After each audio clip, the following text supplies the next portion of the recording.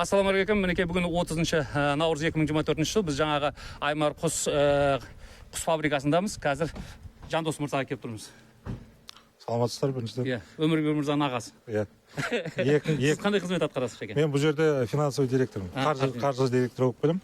Компаниямыз 1 сәуір күні 2021 жылы ашылды. Қыркүйек айынан 2022 жылы жаңағы құрылыс бастап кеттік. Өмірбек 2 ай болды деді ғой ашылған, істелгені. Жоқ, құрылыс бастадық. 2022 жылы қыркүйек айында. Іске қосылған 2 ай бұрын. 2 ай бұрын. 2 ай бұрын іске қосылды. 220 мың басқа арналған тауық фермасы осы жерде. Бұл жерде жұмыртқа өнімін шығарумен айналысамыз. Қаржыландыру жүйесі қайдан болды екен, соны айтайықшы. Біз жаңағы Кәрім Айдыннан сұрайық деп сізден сұрады еді, содан кейін. Қаржыландыру жағынан бұл жерде 4,8 миллиард болды. Бұл жерде жағы екінші деңгейлі банктерден біз кредит жүйесін алдық, даму фондының көмегі арқылы. Алла разы болсын, жақсы ғой. Өзі олар как раз соған арналған емес пе? Иә, соған арналған, сол бойынша төмендетілген пайызбен алдық. Бұлай каникулдар болды ма бұған? Каникулдар бар. Жағы жалпылама бастапқы негізіне 1 жылдай каникул беріледі бізге. Сіздер әлі өнім шығармай жатып кредит жаба бастадыңыздар ма сонда? Қазір біз негізгі пайызды төлеп жатырмыз. Негізгі пайыз. Қазіргі таңда. Бірақ жалпы қарызын әлі 1 жылдан кейін каникулдан кейін. Енді өздеріңіздің бизнес жоспар бойынша қай кезде бұл өзін жаңағы ақтау жүйесіне көше бастайды? Қай кезде 4/8-де сіздер ұрып үлгересіздер? Қайтарып 3 жылдан кейін қайтарамыз. 3 жылдан кейін яғни таза табысқа өтеміз деген жоспар бар. Таза табысқа өтеміз деген ниеттеміз. Негізгі жалпы өнімі, жалпы көлемі қанша жұмыртқаға арналған? Бұл жерде тәулігіне қазіргі таңда 220 мың бас отырғызылады. Жалпы жағы 220 мың бастың жылына 72 миллион жұмыртқа шығарылады. Сол кезде жағы осы Шымкент қаласын және айналасындағы Түркістан облысындағы елді мекендерге таратыламыз. Шымкент қаласының жалпы несі тұтыну көлемі қанша екен? Ол жылына 330 миллиондай. 330 миллион ба? Яғни сіздердікі бәрібір болғанда жетпейді екен. Полностью жалпы нені жабамаймыз. Біз ойлап жүргеніміз ғой, енді біз енді жағынан сауатымыз кемдеді. Шымкент құстың бір өзі ғана бәрін жауып жатыр ма? Жоқ, қазіргі таңда бұл жерде Шымкент қаласында бірнеше фабрикалар бар, құс фабрикасы. Бәріне жабылып та бәріп жабылмай жатсыздар ма сонда? Енді жабамыз. Енді ме? Құда қаласа сіздер Құда қаласа қосып бәрін. Біз әрі болашақта 660 мың басқа ниеттіміз. Жеткізуге 660 мың болған кезде 220 миллион жұмыртқа жылына бере аламыз. Жәке, жаңағы атқарушы директордан біз сұраған кезде айттық та, өздеріңіздің фирмалық дүкен ашасыздар ма? Ондай жоспар бар ма қалада? Ондай жоспар бар. Фирмалық дүкендер ашылады, халыққа таза өнімді сол жерден таратып сатуымызға болады. Болашақта ет бағытында да дамытқымыз ойымыз бар. Жылына 15 мың тонна ет шығарсақ деген ниеттеміз. Сол кезде екі таза өнімді біз фирмалық дүкендер арқылы дүкен сөрелерінен сатуға болады. Ол жағы еттің ғана өзін ғана шығармаймыз, ол жерде глубокий переработка деген барамыз, сосиска, сарделька, колбасный изделия, солардың бәрін шығарып сатуға міндеттелеміз.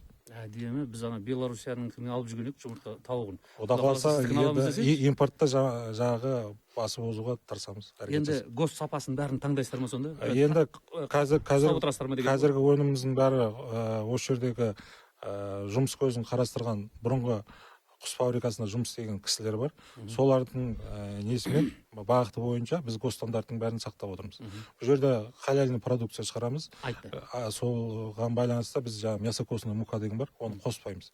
Толыққанды жемімізді өзіміз шығарамыз, оны өзіміз қадағалап отырамыз. Сондықтан гос стандарттардың бәрін нақты қадағалап соған байланысты жұмыс істейміз. Яғни жаңағы кейбір өзге тауық фермалары сияқты тауықтың өзін өліп қалғандарын ұнтақта жіберіп қайттан өзіне беру жоқ. Ондай жоқ, ондай қоспаймыз. Алла разы болсын, ондай болса халал болғаннан кейін жаңа өзімізде Өмірбек айтқасын құлағымыз елең ете қалды. Енді сіздердің жұмыртқаларды қай дүкендерден іздеуіміз керек? Енді біз қалалық дүкендерге таратамыз. Осыдан бастап қазір біз СПК мен қазір оборотный средствоға контрактқа отырып жатырмыз, 250 миллион жылына. Соған байланысты біз қаржандылық бізді оборотный средствоға жылына біз 5 миллион жұмыртқамен оларды қамтамасыз етеміз. Ол қанша пайызбен? Ол жерде жағы бірінші категория жұмыртқаны ғана бере аламыз біз.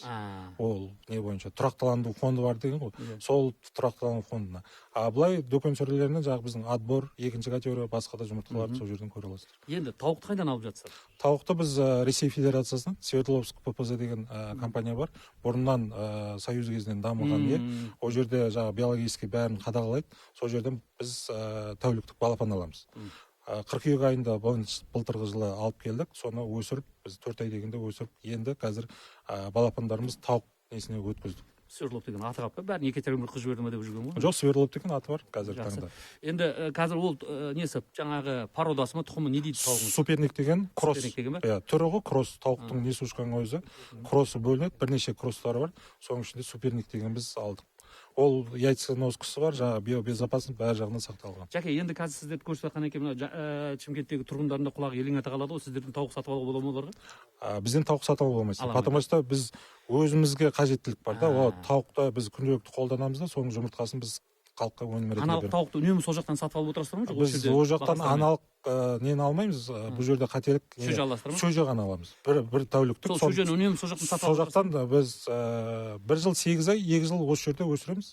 Содан кейін барып қажеттілікке байланысты уже әр жерден уже жаңағы биобезопасностьқа байланысты. енді сұрағымның астарын байқасаңыз, мен осы жерде өздеріңіз өсірмейсіздер ме дегенім ғой. Оны өсіру үшін ол біздің мощностьіміз кішкентай болып. Оны 660 мың басқа жеткен кезде аналық базаны қарастырамыз осы жерден. 600, яғни сіздердің көлемдеріңіз 660 мыңға жеткен кезде уже жаңа аналық басты өсіруге мұқтаж боласыздар. Иә, сол кезде қарастыруға болады. Сол кезде тұрғындар сіздерден де алуға мүмкіншілік бола ма? Ол кезде жаңағы балапан ретінде сатып алуға болады. Балапан ретінде. Ал мынау қазіргі өсіріп жатқан жұмыртқаларды сонда инкубацияға салып өсіруге болмай ма әлі? Бұл жерден балапан шықпайды. Балапан шықпайды. Ол үшін балапан шығу үшін қораздың қатысы болу керек. Бұл жерде қораздың, к сожалению, қатысы жоқ бұл жерде. Балапандар өзінің жаңағы табиғи несіне байланысты жұмыртқаны өздері бере береді. Керманда Қораз деген Әзербайжан жігіт бар еді, соған айтайын ба, сен келіп қатыс деп. Жаңа технолог пен инженер болып та. Жоқ, енді ол жаңағы балапан қатысуға несі шамасы жетпейді, ол технологиялық процесс. Сіз не жайлы ойлап қалдыңыз? Енді балапан шығару керек қой. Мен технолог деген. Рахмет, Жәке. Рахмет. Рахмет. Иә. Сау саламат болыңыздар.